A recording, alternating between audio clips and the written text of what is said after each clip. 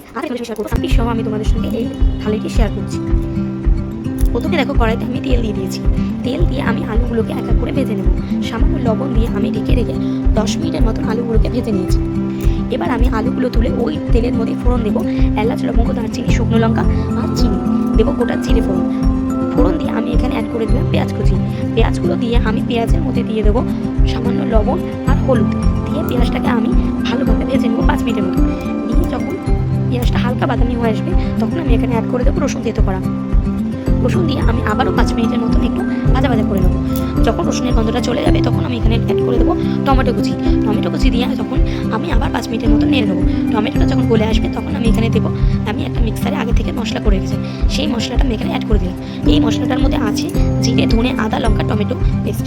এবার আমি এখানে মশলাটা দিয়ে দিলাম পরিমাণ মতন লবণ আর হলুদ। এবার আমি মশলাটাকে ভালোভাবে 10 মিনিটের মতন কষিয়ে নেব। দেখো সুন্দর তেল ছেড়ে দিয়েছে।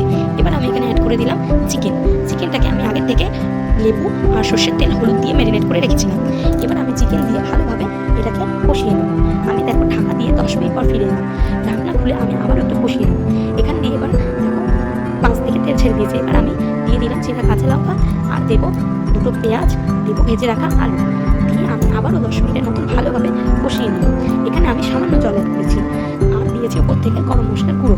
আমি এই রেসিপিটা একদম কষা করে করেছি। ব্যাস হয়ে গেল আমাদের চিকেন কষা।